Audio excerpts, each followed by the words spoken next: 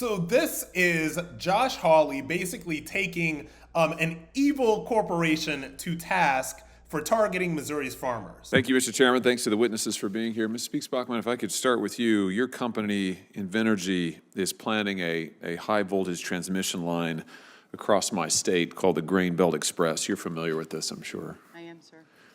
As I understand it, this line, if built, would carry electricity from western Kansas to Indiana. It would cut right across the state of Missouri, 200 miles from west to east, 8 counties, and cover hundreds and hundreds of farms.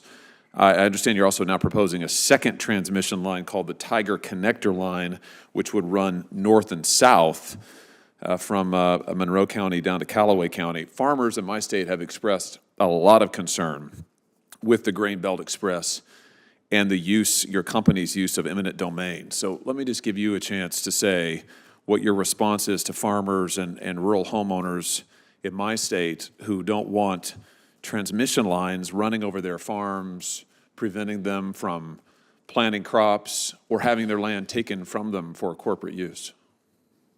Sir, thank you for the question. I would say that community engagement is first and foremost in our mind when we're developing any type of project.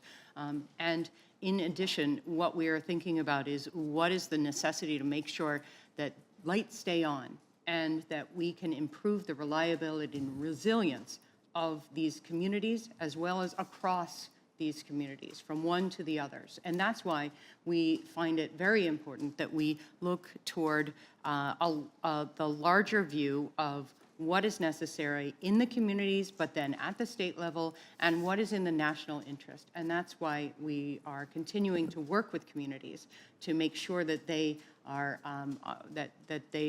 understand what we're doing and that they give us feedback as to how we should develop these projects responsibly. You say the lights stay on. Are lights going to stay on in the state of Missouri from this project? My understanding is, as originally planned, the transmission line wouldn't benefit the residents of Missouri at all. Lights staying on across the entire country. We're talking about not But you're taking distribution Missourians' land. I'm sorry? You're taking Missourians' land from them. And we are And you've gone to court, your company has gone to court and sued Missouri farmers to take away their land.